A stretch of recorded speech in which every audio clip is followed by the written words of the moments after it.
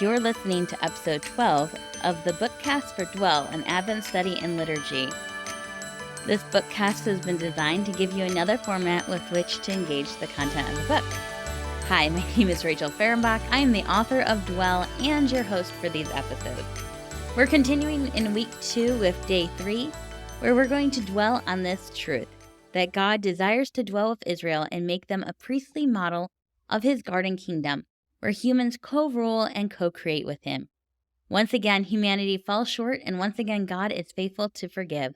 When Israel responds by obediently following his commands, they experience Shalom.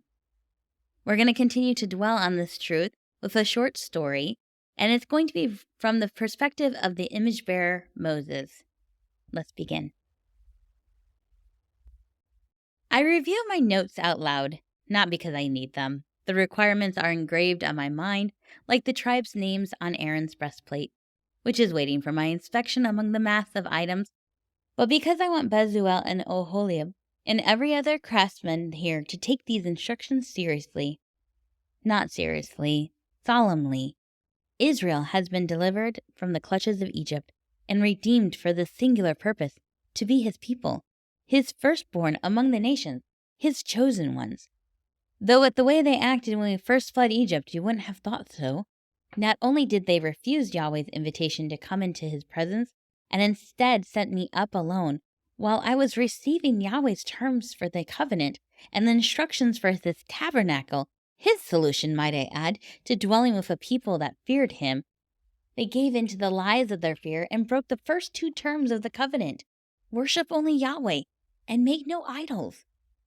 Yahweh had every right to back out of his covenant. He called them a stiff-necked people, ready to be done with them, and rightly so. What good is an animal that refuses to yield to its yoke and do what it has been distinctly made to do? But he didn't back out. He could have simply kept his covenant with our forefathers by sending us away from him into the promised land without him. But he didn't. No, he was merciful and gracious, slow to anger, abounding in loyal love and faithfulness. And just as he forgave our forefathers for their various sins, he forgave our failure to meet his standard, our rebellion against his boundaries, and our perversion of our image-bearer identity. And so, not because we are special in our own right, but because he is Yahweh, he has taken us as his inheritance. He will be our God, and his presence will dwell among us. A solemn event indeed. We have met the specifications for the ark. I look up from my notes and meet Bezalel's eyes at his announcement. Even the positioning of the cherubim on the mercy seat, I ask, glancing towards the ark. Yes, their wings cover the seat, and their faces are positioned towards the seat. Even though, if I can be frank, Moses, his voice halts, but his eyes, surrounded, I note, by deeper wrinkles than 9 months ago, move back and forth, searching for permission to voice his concern. Speak. I lean on my staff for support. Bezalel is not the only one affected by hard labor these days. His hands motion to the golden box before us. I don't know exactly what they look like. I was not there, in the garden where the exile took place, I mean. Chuckles at the absurdity of the thought erupt from the craftsmen around us. A smile tugs at the corners of my own lips, and compassion springs to my heart. I needn't have worried. Bezalel is doing enough for the both of us. I raise a hand to quiet the men and address him. What did Yahweh say when he chose you to lead the construction? He looks away from me to the pile of items awaiting inspection and confirmation. Oholiab fills in the answer for Bezalel. He called us by name, appointed us, filled us with the Spirit of God, so we could make all that he commanded. I nod. Yes, exactly. Look up, Bezalel. He obeyed.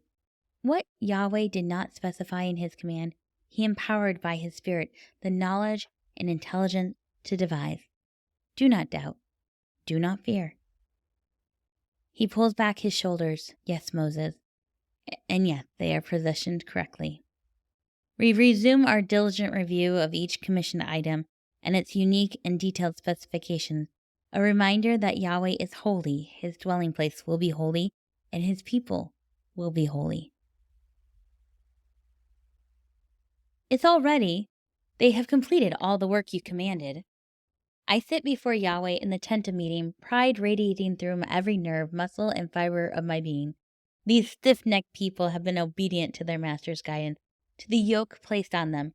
They have worked according to their purpose design, creating with and for Yahweh, bringing order to the chaos and beauty into design. In the faithful execution of his commands, they have rejected Pharaoh's claim over their lives and fully embraced their identity as the people through which Yahweh will bless the nations. I feel like a giddy little boy, overcome with excitement and anticipation. Yahweh's pleasure punctuates his words as he instructs me to erect the tabernacle on the first day of the first month of the second year. I grin at the significance, a new beginning for Yahweh to do a new thing. As I enter the courtyard with the entire congregation of Israel to meet Aaron and his sons, a flicker of concern passes across his face. It is so quick, I wonder if I truly seen it. When Yahweh first explained that Aaron and his sons would serve as his tabernacle priests, Aaron as the high priest, I wondered about the choice of man. I love my brother, but it was under his hand that the golden calf was crafted as a god at the request of the people. I will forgive iniquities, Yahweh had reminded me, and I never questioned his selection again. But I wonder if Aaron questions it. It's hard to stand this close to Yahweh's presence and not be aware of all you lack. This morning marks the 8th day since Yahweh's presence took up residence within the tabernacle, and yet the sight of it is no less awe-provoking.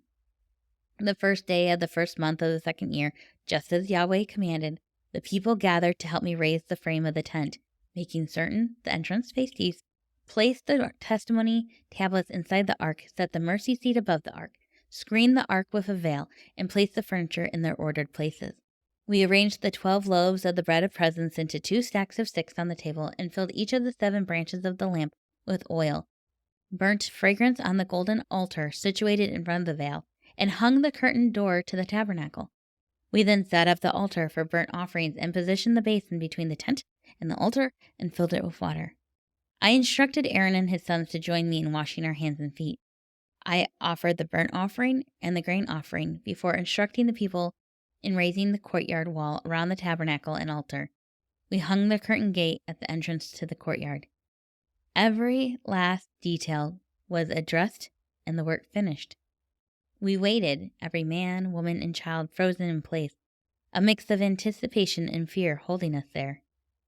Just when we were tempted to wonder if something was wrong, a cloud covered the tent and the glory of Yahweh filled every corner of it. Excitement pulsated throughout my body. Finally, these people would experience Yahweh the way I did. His presence would dwell here with us.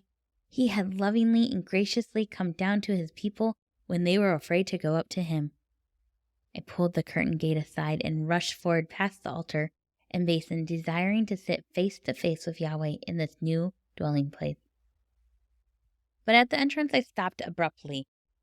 I could feel it in my body, deep within my bones, and the blood pulsing through my veins. The warning to come no nearer. This sacred ground was not built for me to meet with Yahweh, but for Yahweh to dwell with Israel. And the relationship between Yahweh and his people was not right. Anoint, consecrate, and dedicate, came the command. With Israel assembled at the entrance of the tabernacle to watch, I anointed it and all within it. I sprinkled the anointing oil on the altar 7 times. I dressed Aaron and his son in the priestly garments. Aaron and his sons placed their hands on the bull for a sin offering. The bull's life blood was spilled out for them. We repeated this with laying on of hands of a ram for the burnt offering. We repeated it again with another ram, but this time for the purpose of ordination. I took the blood of the ram and put it on the lobe of Aaron's right ear, the thumb of his right hand, and on the big toe of his right foot. I did the same for his sons. A wave offering was completed next by placing pieces of the ram on the thick and thin loaves of bread. Aaron and his sons waved them as a wave offering. I took the rest of the ram, my portion of the ordination ram, and waved it as a wave offering. Lastly, I took some of the anointing oil and the blood on the altar and sprinkled it on Aaron, his sons, and their priestly garments. Now, I addressed them, you will stay here in this tent of meeting for 7 days, doing all the Lord has charged you, so you do not die, until your ordination is complete. They did all the things the Lord had commanded, which is why Israel stands before them on the 8th day, ready with their offerings. The pivotal time has come. The sanctuary has been created and consecrated. Those who are to tend to it have been ordained. It is no longer about preparation. It is about action, atonement. I turn in a circle slowly, taking in the people around me. This ceremony, I explain, is a command from Yahweh so you can see his presence dwelling with us. I face Aaron once more. He nods to me, a signal he is ready to perform his duty as high priest. Draw near and make atonement for yourself and for the people, I motion towards the altar. His movements are assured and precise as he sacrifices first the bull for the sin offering and then the ram for the burnt offering. He does it exactly as Yahweh instructed me and I instructed him. A little tinge of brotherly pride forms in my heart. Next, Aaron offers the male goat for a sin offering on behalf of the people, then their burnt offerings of a calf and a lamb. The grain offering was burned as well. So far, so good. The last thing for Aaron to perform is the peace offering. I notice my chest rising and falling quickly with short breaths as the anticipation grows within me. Aaron kills the ox and the ram brought by the people to the tabernacle exactly as he should. His sons hand him the blood and he throws it against the sides of the altar. He lays the fat pieces from the ox and the ram and burns these rich pieces of the animals for Yahweh as is his due. The breast and the right thighs he waves as a wave offering, exactly as commanded. Aaron puts the breast and the leg down and pauses with awe, and perhaps with a little relief that all has been done as it should. He raises his hands out over the people and blesses them. He steps down from the altar and joins me. Ready, he asks. Yes, I answer with a huge smile.